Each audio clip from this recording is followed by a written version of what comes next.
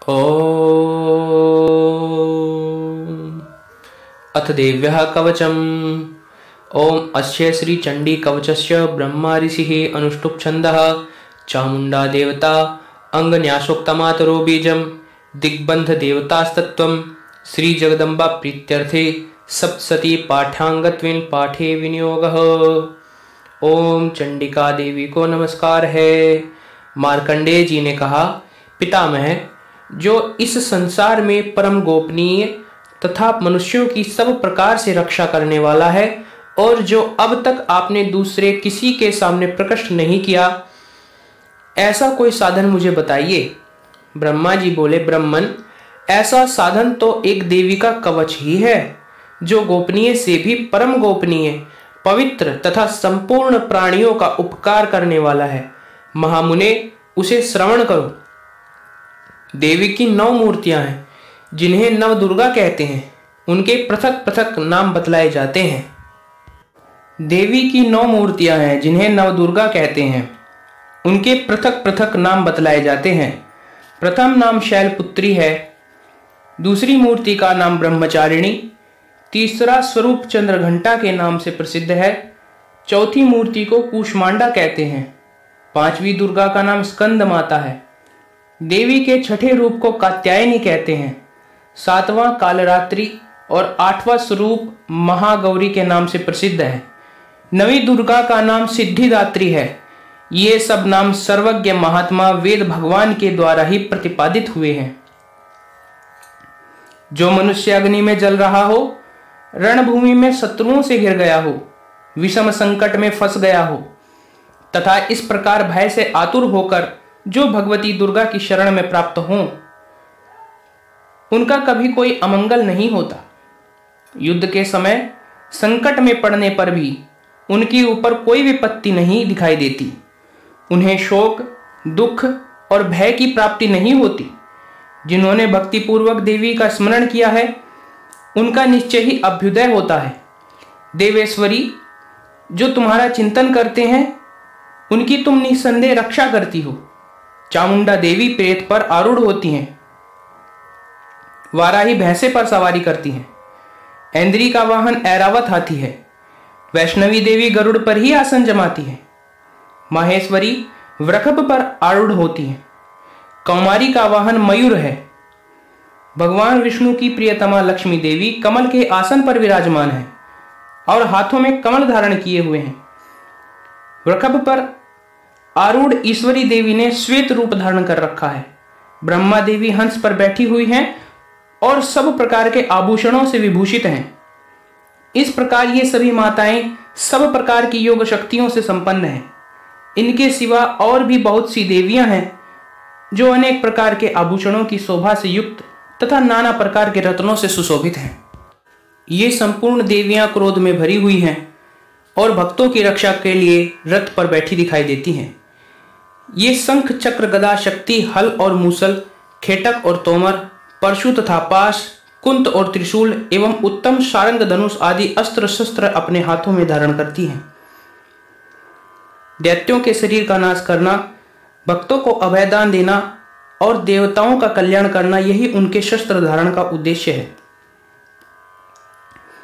महान रौद्र रूप, अत्यंत घोर पराक्रम, महान बल और महान उत्साह वाली देवी, तुम महान भय का नाश करने वाली हो, तुम्हें मेरा नमस्कार है। तुम्हारी ओर देखना भी कठिन है।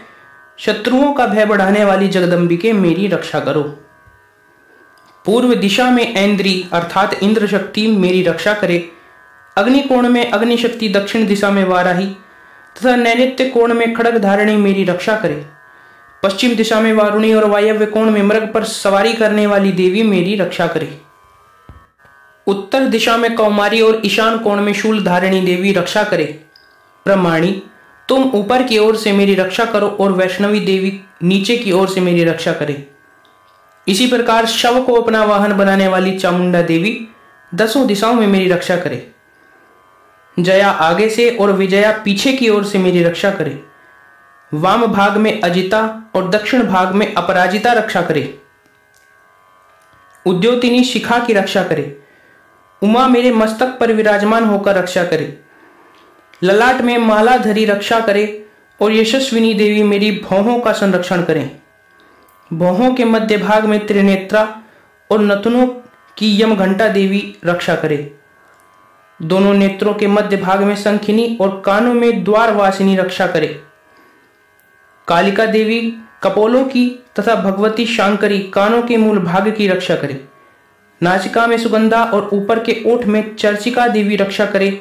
नीचे के ओठ में अमृत कला तथा जिह्वा में सरस्वती देवी रक्षा करे। कौमारी दांतों की और चंडिका कंठ प्रदेश की रक्षा करे।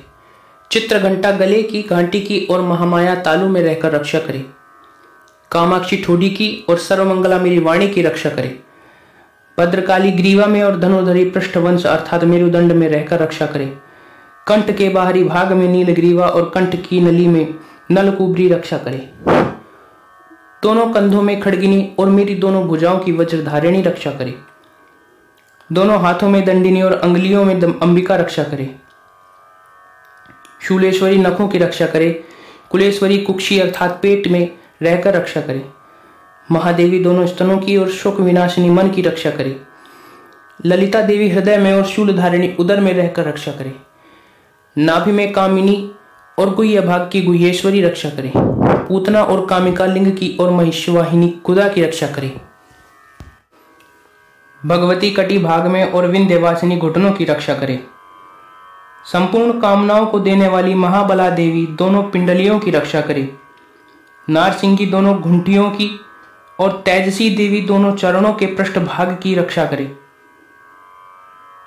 श्रीदेवी पैरों की अंगुलियों में और तलवासिनी पैरों के तलुओं में रहकर रक्षा करे। अपनी दाढ़ों के कारण भयंकर दिखाई देने वाली दष्ट्रांग कराली देवी नखों की और ऊर्ध्वकेशिनी देवी केशों की रक्षा करे। रोमावलियों के छिद्रों में कौबेरी और त्वचा की वागीश्वरी देवी रक्षा करें। पार्वती देवी रक्त, मज्जा, वसा, मांस, हड्डी और मेद की रक्षा करे। आंतों की कालरात्रि और पित्त की मुकुटेश्वरी रक्षा करे। मूलाधार आदि कमल कोशों में पद्मावती देवी और कफ में चूड़ामणि देवी स्थित होकर रक्षा करे। नख के तेज की ज्वालामुखी रक्षा करे। जिसका किसी भी अस्त्र से भेदन नहीं हो सकता वह अभेद्या देवी शरीर की समस्त संधियों में रहकर रक्षा करे। ब्रह्माणी आप मेरे वीर की रक्षा करें। छत्तेश्वरी छाया की तथा धर्मधारिणी देवी मेरे अहंकार, मन और बुद्धि की रक्षा करें। हाथ में वज्र धारण करने वाली वज्रहस्ता देवी मेरे प्राण, अपान, व्यान, उदान और समान वायु की रक्षा करें। कल्याण से शोभित होने वाली भगवती कल्याण शोभना मेरे प्राण की रक्षा करे। रस, रूप, गंध, शब्द और स्पर्श इन विषयों का अनुभव करते समय योगिनी देवी रक्षा करे तथा सत्वगुण, रजोगुण और तमोगुण की रक्षा सदा नारायणी देवी करे। वाराही आयु की रक्षा करे, वैष्णवी धर्म की रक्षा करे तथा चक्रणी देवी यश, कीर्ति, लक्ष्मी, धन तथा विद्या की रक्षा करे। इंद्राणी आप मेरे गोत्र की रक्षा करें। चंडिके तुम मेरे पशुओं की रक्षा करो। महालक्ष्मी पुत्रों की रक्षा करे और भैरवी पत्नी की रक्षा करे। मेरे पथ की सुपथा तथा मार्ग की क्षेमकरी रक्षा करे। राजा के दरबार में महालक्ष्मी रक्षा करे तथा सब ओर से व्याप्त रहने वाली विजया देवी संपूर्ण भयों से मेरी रक्षा करे। देवी जो स्थान कवच में नहीं कहा गया है अतएव रक्षा से रहित है वह सब तुम्हारे द्वारा सुरक्षित हो, क्योंकि तुम विजयशालिनी और पापनाशिनी हो। यदि अपने शरीर का भला चाहे तो मनुष्य बिना कवच के कहीं एक पग भी न जाए, कवच का पाठ करके ही यात्रा करे। कवच के द्वारा सब ओर से सुरक्षित मनुष्य जहां जहां भी जाता है वहां वहां उसे धन लाभ होता है तथा संपूर्ण मनोकामनाओं की सिद्धि करने वाली विजय की प्राप्ति होती है। वह जिस जिस अभिष्ट वस्तु का चिंतन करता है उसको निश्चय ही प्राप्त कर लेता है। वह पुरुष इस पृथ्वी पर तुलना रहित महान ऐश्वर्य का भोगी होता है। कवच से सुरक्षित मनुष्य निर्भय हो जाता है। युद्ध में उसकी पराजय नहीं होती तथा वह तीनों लोकों में पूजनीय होता है। देवी का यह कवच देवताओं के लिए भी दुर्लभ है। जो प्रतिदिन नियम पूर्वक तीनों संध्याओं के समय श्रद्धा के साथ इसका पाठ करता है उसे दैवी कला प्राप्त होती है तथा वह तीनों लोकों में कहीं भी पराजित नहीं होता। इतना ही नहीं, वह अपमृत्यु से रहित हो 100 से भी अधिक वर्षों तक जीवित रहता है। मकड़ी, चेचक और कोढ़ आदि उसकी संपूर्ण व्याधियां नष्ट हो जाती हैं। कनेर, भांग, अफीम, धतूरे आदि का स्थावर विष, सांप और बिच्छू आदि के काटने से चढ़ा हुआ जंगम विष तथा अहिफेन और तेल के संयोग आदि से बनने वाला कृत्रिम विष, ये सभी प्रकार के विष दूर हो जाते हैं, उनका कोई असर नहीं होता। इस पृथ्वी पर मारण, मोहन आदि जितने भी आभिचारिक प्रयोग होते हैं तथा इस प्रकार के जितने मंत्र यंत्र होते हैं, वे सब इस कवच को हृदय में धारण कर लेने पर उस मनुष्य को देखते ही नष्ट हो जाते हैं। ये ही नहीं, पृथ्वी पर विचरने वाले ग्राम देवता, आकाशचारी, देव विशेष, जल के संबंध से प्रकट होने वाले गण, उपदेश मात्र से सिद्ध होने वाले निम्न कोटि के देवता,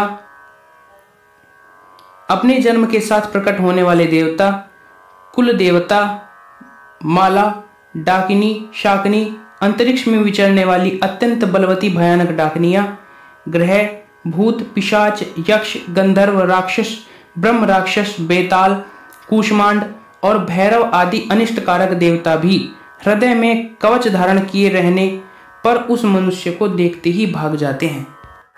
कवचधारी पुरुष को राजा से सम्मान वृद्धि प्राप्त होती है।